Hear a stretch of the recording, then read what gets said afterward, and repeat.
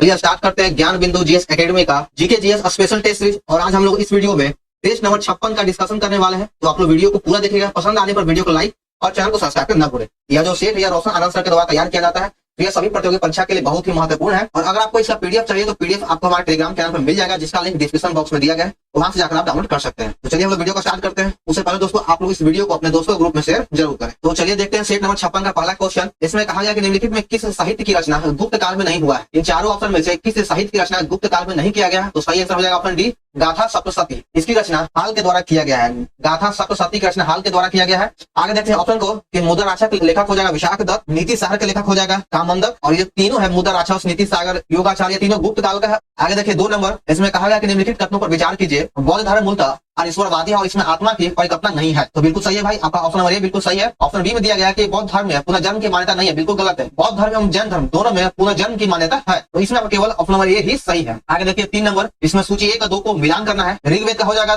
देवताओं की स्तुति के लिए, सामवेद में गायन का है, यजुर्वेद का संबंध हो जाएगा ऋचा एवं कर्म कांड से, और अथर्ववेद का संबंध हो जाएगा व्याधियों के निवारण हेतु तंत्र मंत्र से। तो इसका सही उत्तर हो जाएगा ऑप्शन नंबर 3, 3, 4, 2, 1 इसका सही उत्तर है। आगे देखिए 4 नंबर, इसमें कहा गया कि अकबर के दरबार के सुलेखाकार का नया नाम क्या है, जिसे जरीर कलम या स्वर्ण कलम के नाम से सम्मानित किया गया था? तो उस व्यक्ति का नाम हो जाएगा मोहम्मद हुसैन। आपका 3 नंबर सही हो जाएगा मोहम्मद हुसैन को जरी कलम या स्वर्ण कलम की उपाधि से सम्मानित किया गया था। अकबरनामा की रचना अब्दुल फजल के द्वारा किया गया था, इसको यहाँ पे याद रखिएगा। और मोहम्मद कासिम के द्वारा सर्वप्रथम भारत में अरबों का आगमन 712 ईस्वी किया गया था। आगे देखिए मोहम्मद गौरी का अंतिम विजय अभियान किस जाति के विरुद्ध था? मोहम्मद गौरी का अंतिम अभियान खोखर जाति के विरुद्ध था, तो आपका ऑप्शन नंबर डी सही हो जाएगा। मोहम्मद गौरी के द्वारा भारत पर प्रथम आक्रमण भीम द्वितीय के कार्यकाल में किया गया था 1175 ईस्वी में, भीम द्वितीय के कार्यकाल में। चलिए आगे बढ़ते हैं। निम्नलिखित में से बहमनी साम्राज्य के किस शासक को ढक्कन का नीरो कहा जाता है? तो ढक्कन का नीरो हुमायूं शाह को कहा जाता है। इसका 2 नंबर आपका बिल्कुल सही आंसर हुमायूं शाह। और यहाँ पे देख लीजिए कि बहमनी साम्राज्य की स्थापना 1347 ईस्वी में बहमन शाह के द्वारा किया गया था। इसी के समकालीन इससे कुछ वर्ष पूर्व 1336 ईस्वी में विजयनगर साम्राज्य की स्थापना हरियर और बुक्का के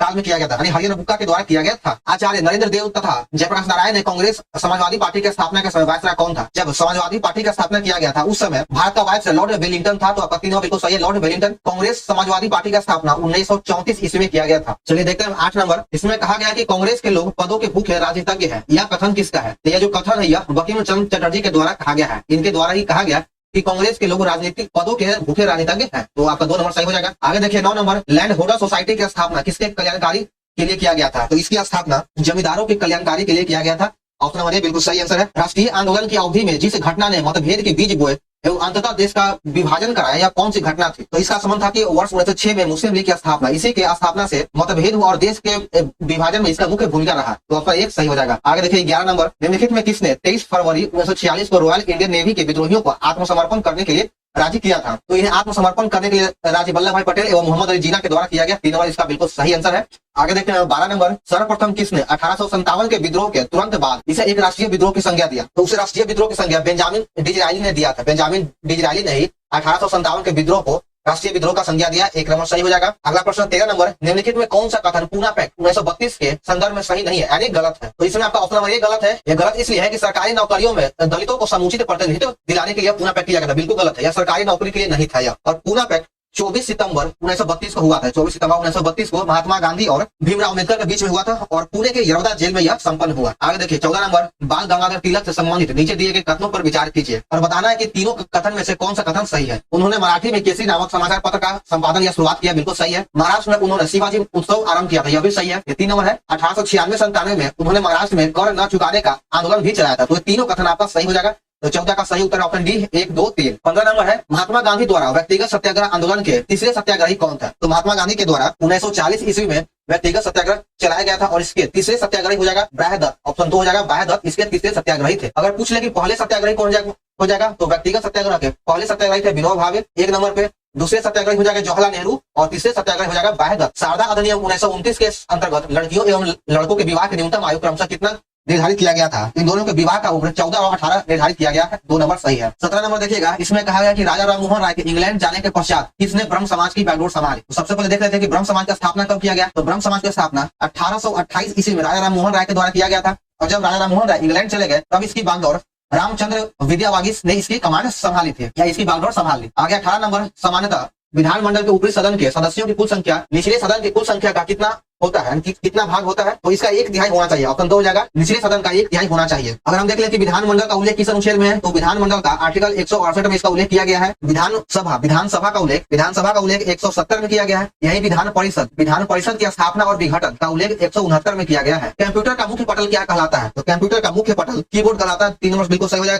कीबोर्ड एक इनपुट डिवाइस है। नेक्स्ट क्वेश्चन देखिएगा, एक्सेसरीज जिस स्थान पर सिस्टम यूनिट से जुड़ते हैं उसे क्या कहा जाता है, तो उसको पोर्ट कहा जाता है, उसे पोर्ट कहा जाता है। आगे देखिए 21 नंबर, भारतीय संविधान का अनुच्छेद 21 निम्नलिखित में से किसके विरुद्ध संरक्षण प्रदान करता है, तो हमारा जो भारतीय संविधान का अनुच्छेद 21 है, यह एक प्रकार का मौलिक अधिकार है और यह कार्यपालिका तथा विधायिका दोनों के विरुद्ध संरक्षण प्रदान करता है। 4वां बिल्कुल सही हो जाएगा। और अनुच्छेद 21 के अंतर्गत प्राण और दैहिक की स्वतंत्रता का उल्लेख किया गया है और यह एक प्रकार का मौलिक अधिकार है।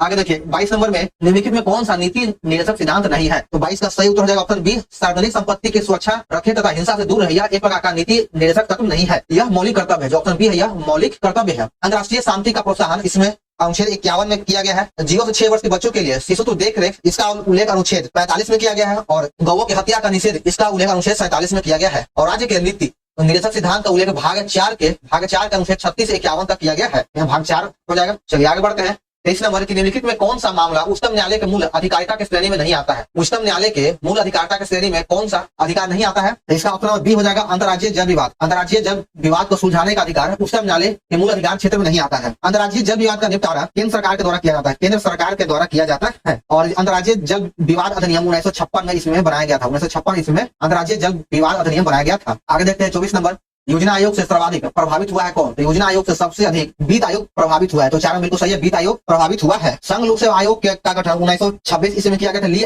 कमीशन की सिफारिश पर। निर्वाचन आयोग का गठन 1950 ईस्वी में और इसका उल्लेख अनुच्छेद 324 में किया गया है। अल्पसंख्यक आयोग इसका गठन 1993 ईस्वी में किया गया था। वित्त आयोग का गठन 1951 ईस्वी में किया गया और इसका उल्लेख अनुच्छेद 280 में किया गया है। व्यक्तिगत निगम अथवा अधीनस्थ अधिकरण जिस कार्य को करने के लिए आबद्ध है, उस कार्य को करने के लिए जारी करने वाले रीट को क्या कहते हैं, तो उस रीट को परमादेश कहा जाता है। दोनों बिल्कुल सही हो जाएगा। परमादेश का मतलब होता है आदेश देना। प्रतिषेध का मतलब हो गया रोकना। चलिए आगे देखते हैं। उपराष्ट्रपति अपने मत का उपयोग कब करता है, तो उपराष्ट्रपति अपने मत का उपयोग तब करता है जब मतों के बराबर होने की स्थिति में। जब मत जो है दोनों बराबर हो जाएगा तो उस स्थिति में उपराष्ट्रपति अपने मत का उपयोग करेगा, यानी मतदान करेगा। 2 नंबर सही हो जाएगा 26 का। आगे 27 नंबर, भारतीय संविधान के अनुसार भारत के राष्ट्रपति का यह कर्तव्य है कि वे निम्नलिखित में किसको या किनको संसद के पटल पर रखवाएगा, तो 27 का सही हो जाएगा ऑप्शन नंबर 3। इसमें 1, 3 और 4 सही है। कैसे, तो संघ वित्त आयोग की सिफारिश के आधार पर बिल्कुल सही है। लोक लेखा समिति के प्रतिवेदन को, बिल्कुल गलत है, लोक लेखा समिति के प्रतिवेदन को नहीं होता है। इसमें क्या होता है कि सीजीए अपना रिपोर्ट लोक लेखा समिति को देता है और यह उसको पढ़ता है, ना कि लोक लेखा समिति रिपोर्ट बनाता है। यूजीसी के तो सीजीए की रिपोर्ट को ही प्रतिवेदित करता है। नियंत्रण महालेख परीक्षा के प्रतिवेदन को बिल्कुल सही हो जाएगा। राष्ट्रीय अनुसूचित जाति आयोग के प्रतिवेदन को, तो इसमें से 1, 3, 4 सही है, 2 गलत हो जाएगा। संसदीय समिति के गठन का उद्देश्य क्या है, संसदीय समिति के गठन का उद्देश्य हो जाएगा विधि निर्माण की प्रक्रिया को तेज करना, बिल्कुल सही है। तकनीकी और उलझे हुए विधायकों को विशेष रूप से विचार करना, यह भी सही है। संसद के सदनों द्वारा विचार करने के पूर्व विधेयक का प्रशिक्षण करना, यह भी कथन सही है। तो इसमें से जो है तीनों कथन सही है। आगे देखते हैं 29 नंबर, संविधान के किस अनुच्छेद के द्वारा लोक सेवा आयोग को संरक्षण प्रदान किया गया है। लोक सेवा आयोग का संरक्षण अनुच्छेद 311 के तहत दिया गया। दोनों सही हो जाएगा। यूपीएससी का गठन यानी संघ लोक सेवा आयोग का गठन ली आयोग की सिफारिश पर किया गया था और इसका उल्लेख अनुच्छेद 315 में किया गया है। यूपीएससी का उल्लेख अनुच्छेद 315 में है। निम्नलिखित में किसे विश्व का कहवा पतन कहा जाता है, विश्व का कहवा पोर्ट या बंदरगाह सेंटोस को कहा जाता है। 1 नंबर बिल्कुल सही है, सेंटोस को कहवा पतन कहा जाता है। साओ पालो को कॉफी का सर्वाधिक भंडारण यहाँ पाया जाता है। जलमग्न कैरियन सर्वाधिक संख्या में किस महासागर में है, जलमग्न कैरियन सबसे अधिक प्रशांत महासागर में पाया जाता है। 1 नंबर सही हो जाएगा, प्रशांत महासागर। रॉकी पर्वत के पूर्वी ढाल पर उतरने वाले हवा को संयुक्त राज्य अमेरिका और कनाडा में क्या कहा जाता है, इस हवा को चिनुक कहा जाता है। दोनों बिल्कुल सही हो जाएगा, चिनुक। देखिए इन हवाओं को याद करने का ट्रिक है। यह ट्रिक यह है कि गर्म साई का हर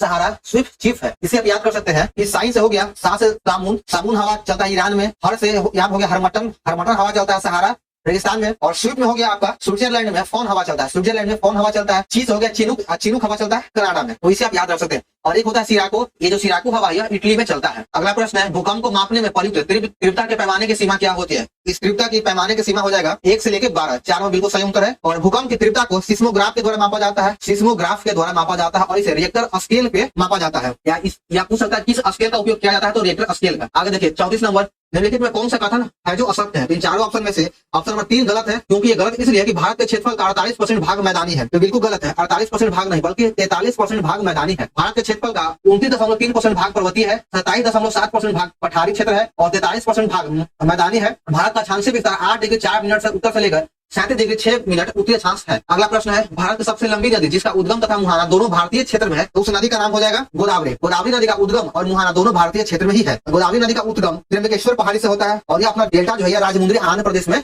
बनाता है। नर्मदा नदी का उद्गम स्थल मैकाल पहाड़ी से है। गंगा का उद्गम स्थल गंगोत्री से हो जाएगा और ब्रह्मपुत्र का उद्गम स्थल मानसरोवर झील से है। निम्नलिखित में कौन सी एक कृत्रिम झील है? इन चारों ऑप्शन में से कोडाई कनाल जो झील है एक प्रकार कृत्रिम झील है। कोडाई कनाल झील तमिलनाडु में स्थित है, इसको देख लीजिएगा। कुलेरू झील किस राज्य में है? तो यह जो है आंध्र प्रदेश में स्थित है। रेणुका झील हिमाचल प्रदेश में है। नैनीताल झील उत्तराखंड में है। लेटेराइट मिट्टी के संदर्भ में निम्नलिखित में कौन सा कथन सत्य है? तो लेटेराइट मिट्टी के संदर्भ में कौन सा कथन गलत है? तो आपका ऑप्शन में 2 गलत हो जाएगा। यह एक प्रकार का क्षारीय मिट्टी जो गलत है। लेटेराइट मिट्टी अम्लीय होता है, न कि क्षारीय। प्रथम संपर्क क्रांति ट्रेन कब चली थी? प्रथम संपर्क क्रांति ट्रेन किन 2 शहरों के बीच चला? तो यह ट्रेन दिल्ली से लेकर बेंगलुरु के बीच में चला था। 2 नंबर सही है। भारत में करेवा के रूप में जानी जाने वाली हिमानी वेदिका निम्नलिखित में कहाँ मिलती है? यह जो वेदिका है यह झेलम घाटी में मिलता है। 2 नंबर सही हो जाएगा, झेलम घाटी। अगला प्रश्न है, निम्नलिखित में किस समिति ने पंचायतों को समिति राजस्व शक्ति प्रदान करने तथा पंचायती राज वित्त निगम की स्थापना की अनुशंसा किया था? तो यह जो अनुशंसा है के संथानम समिति के द्वारा किया गया था और के संथानम समिति का गठन 1964 ईस्वी में किया गया था। पीके थुंगल समिति का गठन 1989 ईस्वी में किया गया। यह भी इसका भी संबंध पंचायती राज सही है। अशोक मेहता समिति का गठन 1970 में किया गया, इसका संबंध भी पंचायती राज समिति से है। और एल सिंघवी समिति का संबंध भी पंचायती राज से है और इसका गठन 1986 में किया गया है। राभा जनजाति किस राज्य में निवास करती है? राभा जनजाति असम राज्य में निवास करता है। 2 नंबर सही हो जाएगा, राभा असम में निवास करता है। असम में कुछ और भी जनजाति है जो निवास करती है, वह है मिकी और रेंगमा। कुकी जनजाति मणिपुर में निवास करता है। कुकी जनजाति मणिपुर में पाया जाता है। निम्नलिखित में कौन सा बाघ अभ्यारण्य महाराष्ट्र में नहीं है? दांदेली अंशी जो यह बाघ अभ्यारण्य यह महाराष्ट्र में नहीं बल्कि यह कर्नाटक में स्थित है। दांदेली वंश अभ्यारण्य या बाघ अभ्यारण्य कर्नाटक में है। बल्कि आपका ऑप्शन हो गया मेलघाट, सह्याद्री और नवेगांव नागजिया, ये तीनों महाराष्ट्र में है और दांदेली अंशी कर्नाटक में है। 43 नंबर क्वेश्चन में कहा गया कि भारत का राष्ट्रीय धरोहर पशु निम्नलिखित में कौन है? इस क्वेश्चन में खासकर ध्यान दीजिएगा, इसमें पूछा कि राष्ट्रीय धरोहर पशु पूछा है, तो भारत का राष्ट्रीय धरोहर पशु हो जाएगा हाथी। ऑप्शन 2 हो जाएगा हाथी। अगर सिर्फ पूछता कि राष्ट्रीय पशु कौन है तो राष्ट्रीय पशु होता है बाघ। आगे देखिए, वॉलीबॉल के प्रत्येक टीम में खिलाड़ी की संख्या कितनी होती है? वॉलीबॉल के प्रत्येक टीम में खिलाड़ियों की संख्या 6 हो जाएगा। अंतर्राष्ट्रीय पर्वत दिवस कब मनाया जाता है? अंतर्राष्ट्रीय पर्वत दिवस प्रतिवर्ष 11 दिसंबर को मनाया जाता है। 4 नंबर सही है। 29 जुलाई को प्रतिवर्ष बाघ दिवस मनाया जाता है। बाघ दिवस 29 जुलाई को मनाया जाता है। 11 जुलाई को प्रतिवर्ष जनसंख्या दिवस मनाया जाता है। अगला प्रश्न है, भारत में लोकायुक्त की स्थापना का सुझाव किसके द्वारा दिया गया था? लोकायुक्त की स्थापना का सुझाव प्रशासनिक सुधार आयोग के द्वारा दिया गया। 3 नंबर सही है। आगे देखिए 47 नंबर, दोलन करते समय लोलक के गोलक का वेग शून्य होता है कब? जब इसमें दोनों महत्तम विस्थापन बिंदु पर हो। तो ऑप्शन नंबर 2 बिल्कुल सही है। आगे देखिए 48 नंबर, रेडियो द्वारा उत्पादित ध्वनि किससे बढ़ती है? तो इसका जो ध्वनि होता है वह आयाम बढ़ने से बढ़ जाता है। 1 नंबर सही हो जाएगा। अति सूक्ष्म भाग में काट देने पर चुंबक में ध्रुवों की संख्या कितनी होती है? तो अति सूक्ष्म भागों में काटने पर भी चुंबक के ध्रुवों की संख्या 2 ही होगा। इसके ध्रुवों की संख्या 2 ही रह जाएगा। आगे देखिए 50 नंबर, बिजली के बल्ब में प्रकाश किसके चमकने के कारण उत्पन्न होता है? तो प्रकाश जो है यह बिजली के बल्ब में पतला फिलामेंट के चमकने के कारण उत्पन्न होता है। तो 2 नंबर सही है। और यह जब बिजली के बल्ब का फिलामेंट है यह टंगस्टन का बना होता है। टंगस्टन का बना होता है। आगे 51 नंबर में, एक सीधी और बड़ा प्रतिबिंब किसके द्वारा बनाया जा सकता है? तो सीधी और बड़ा प्रतिबिंब केवल अवतल दर्पण के द्वारा बनाया जाता है। तो 2 नंबर सही हो जाएगा, और केवल अवतल दर्पण। आगे 52 नंबर, रेफ्रिजरेटर में खाद्य पदार्थ ताजा रखने हेतु सुरक्षित तापमान क्या होगा? तो इसका जो सुरक्षित तापमान होता है वह 4 डिग्री सेंटीग्रेड होता है। तो 1 नंबर सही हो जाएगा। आगे देखिए 53 नंबर, जब आप एक क्वाइल स्प्रिंग को कंप्रेस करते हैं तो आप उस पर काम करते हैं तो प्रत्यास्था स्थितिज ऊर्जा क्या होगी? तो इसकी जो स्थितिज ऊर्जा वह बढ़ जाता है। इसकी स्थितिज ऊर्जा बढ़ जाता है। आगे देखिए 54 नंबर, अमोनिया में नाइट्रोजन और हाइड्रोजन के द्रव्यमान हमेशा किस अनुपात में रहता है? तो अमोनिया में नाइट्रोजन और हाइड्रोजन के द्रव्यमान का अनुपात हमेशा 14:3 के अनुपात में रहता है। आगे देखते हैं 55 नंबर, सामान्य लवण रसोई में उपयोग किए जाने के अतिरिक्त किसके निर्माण में कच्चे माल के रूप में उपयोग आता है? तो इसमें धोवन सोडा और बेकिंग सोडा का उपयोग किया जाता है। तो इसका सही हो जाएगा ऑप्शन नंबर 3, 1 और 3। धोवन सोडा को सोडियम कार्बोनेट कहा जाता है और बेकिंग सोडा को यानी खाने वाला सोडा को सोडियम बाइकार्बोनेट कहा जाता है। बोझा चूना का फॉर्मूला हो जाएगा कैल्शियम हाइड्रोक्साइड यानी CaOH का होल 2। इनमें से किस विलयन का पीएच मान सबसे कम होता है? तो सबसे कम हो जाएगा टमाटर का। टमाटर के विलयन का पीएच मान 4 से लेकर 4.4 तक होता है। कॉफी का पीएच मान अगर बात करें तो इसका 4 से लेकर 5.5 तक होता है। भोजन के बाद के लाल का पीएच मान 6 से लेकर 6.7 तक होता है। आगे देखिए 57 नंबर, तत्व A, B, C, D तथा E के परमाणु क्रमांक क्रमशः 9, 11, 17, 12 और 13 है। तो तत्व का कौन सा युग्म समान समूह में संबंधित है? 57 का सही आंसर होगा ऑप्शन सी, A और C। आवर्त बाएं से दाएं की ओर जाने पर धात्विक गुण क्या होता है? तो धात्विक गुण बाएं से दाएं जाने पर घट जाता है। धात्विक गुण घट जाएगा। निम्नलिखित में कौन सा कार्बन का संयुक्त रूप नहीं है? तो कार्बन का संयुक्त रूप कौन सा नहीं है? तो इसमें हीरा जो है कार्बन का संयुक्त रूप नहीं है बल्कि यह कार्बन का अपरूप हो जाएगा। कार्बन का यह अपरूप है। निम्नलिखित में से कौन सा व्यक्ति के स्वास्थ्य पर दीर्घकालीन प्रभाव डालता है? तो व्यक्ति के स्वास्थ्य पर तंबाकू का चबाना जो है एक दीर्घकालीन प्रभाव डालता है। इंसुलिन में निम्नलिखित में कौन सी धातु मौजूद होता है? तो इंसुलिन में जस्ता पाया जाता है। इंसुलिन में जस्ता पाया जाता है। 3 नंबर बिल्कुल सही हो जाएगा। इंसुलिन हार्मोन का स्राव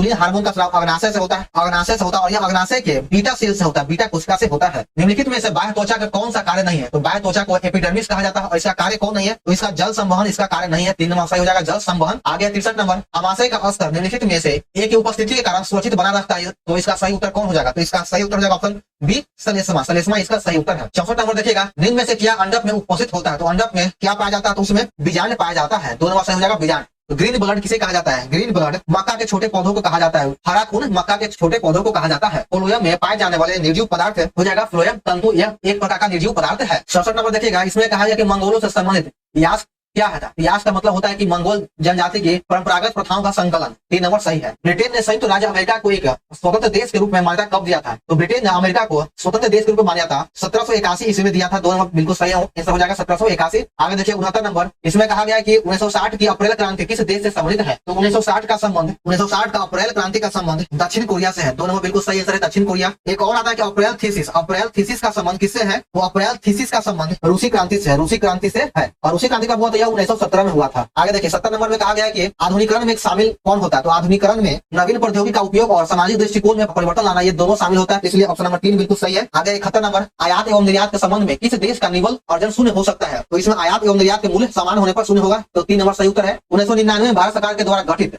तापस मजूमदार समिति का संबंध किससे है? तापस मजूमदार समिति का संबंध शिक्षा से है, तो 2 नंबर सही हो जाएगा शिक्षा। सेबी की स्थापना 1988 ईस्वी में किया गया था। चलिए आगे देखते हैं 73 नंबर, केंद्रीय कपास शोध संस्थान कहाँ स्थित है? केंद्रीय कपास शोध संस्थान नागपुर में स्थित है।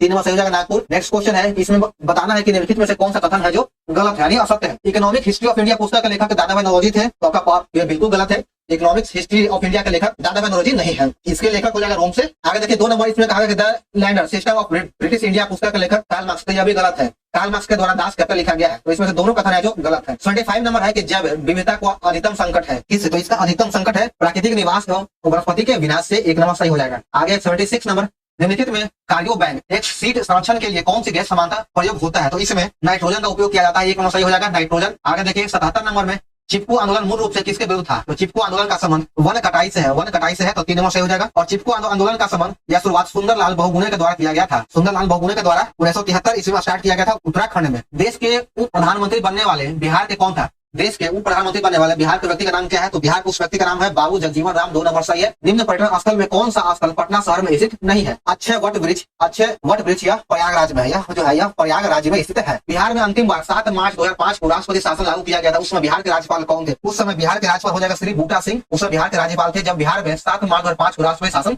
लागू किया गया था। सोमेश्वर श्रेणी में नदियों द्वारा निर्मित दर्रा कौन सा है? तो सोमेश्वर श्रेणी के अंतर्गत नदियों द्वारा निर्मित दर्रे का नाम है सोमेश्वर दर्रा, भिकनाथोरी दर्रा और भरदा दर्रा। 3 हो जाएगा, तो ऑप्शन 4 हो जाएगा इसका सही उत्तर। आगे 82 नंबर, झारखंड की सीमा को स्पर्श करने वाले बिहार के जिलों का सही समूह कौन सा हो जाएगा? इसका जो सही समूह हुआ है ऑप्शन 3, रोहतास, औरंगाबाद, गया, नवादा, जमुई, बांका, भागलपुर और कटिहार, ये सभी जिले झारखंड से अपनी सीमा साझा करता है। बिहार सोशलिस्ट पार्टी की औपचारिक स्थापना 1934 ईस्वी में कहाँ हुआ था? बिहार सोशलिस्ट पार्टी की औपचारिक स्थापना 1934 में अंजुमन इस्माइलिया हॉल पटना में किया गया है। 3 नंबर बिल्कुल सही आंसर है, अंजुमन इस्माइलिया हॉल पटना। आगे 84 नंबर, भारत में हिम तेंदुओं की स्थिति के अनुसार निम्नलिखित में कौन सा कथन है जो सत्य नहीं यानी कौन सा कथन गलत है? 84 का हम ऑप्शन को देखते हैं कि भारत में जंगली में अनुमानित 718 हिम तेंदुआ है, तो पहला कथन बिल्कुल सही हो जाएगा।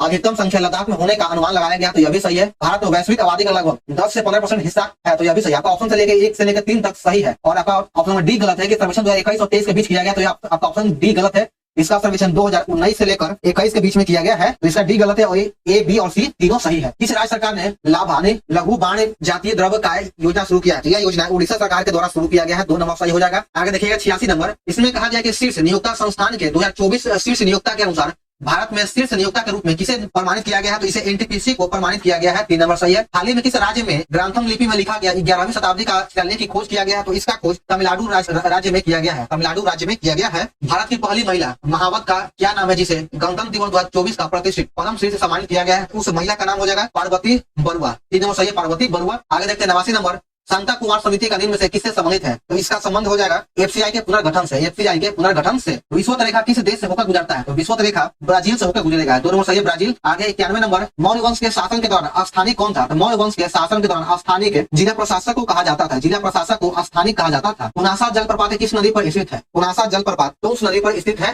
दोनों बिल्कुल सही हो जाएगा, टूंस नदी। आगे देखिए अगला प्रश्न, केंद्रीय कृषि मौसम विज्ञान केंद्र का मुख्यालय कहाँ अवस्थित है? केंद्रीय कृषि मौसम विज्ञान केंद्र का मुख्यालय देहरादून में स्थित है। 4 में बिल्कुल सही है, देहरादून। अगला क्वेश्चन है 94 नंबर, भारत में सबसे बड़ा मसाला उत्पादक राज्य कौन है? तो भारत का सबसे बड़ा मसाला उत्पादक राज्य हो जाएगा केरल। तो इसका केरल इसका सही उत्तर है। किस खनिज पदार्थ को उद्योग की रोटी कहा जाता है? तो कोयला को उद्योगों का रोटी कहा जाता है, एक सही हो जाएगा कोयला। आगे 96 नंबर है, सिक्सवी द्वीप किस खाड़ी में स्थित है? तो सिक्सवी द्वीप मैक्सिको की खाड़ी में स्थित है, 3 नंबर सही हो जाएगा मैक्सिको। आगे 97 नंबर है, ट्रिपल्स किसका नया मार्ग फॉर्मेट का रूप है? तो ट्रिपल्स जो हो जाएगा यह बैडमिंटन का फॉर्मेट है, तो 4 नंबर सही हो जाएगा बैडमिंटन। आगे देखिएगा 98 नंबर, निम्नलिखित में कौन सा जोड़ा जो है यह गलत है? तो बेसबॉल को कोर्ट में खेला जाता है, यह गलत है, ऑप्शन 2 गलत है। आगे देखिए 99 नंबर, अपनी जाति में विवाह करना क्या कहलाता है? तो अपनी जाति में ही विवाह करना अंतः विवाह कहलाता है, 2 नंबर सही हो जाएगा। चलिए देखते हैं सेट का अंतिम प्रश्न, त्वरित कार्य बल आरएएफ किस अर्धसैनिक बल का भाग है? तो यह जो भाग है यह सीआरपीएफ का भाग है, तो 1 नंबर सही आंसर हो जाएगा। तो चलिए दोस्तों, हमारे यहाँ पर सेट नंबर 56 समाप्त होता है। तो आप लोग यह वीडियो कैसा लगा कमेंट जरूर करें, पसंद आने पर वीडियो को लाइक और चैनल को सब्सक्राइब करना भूलें, इस वीडियो को अपने दोस्तों का ग्रुप में शेयर जरूर करें। तो चलिए मिलते हैं फिर हम नेक्स्ट वीडियो में। जय हिंद।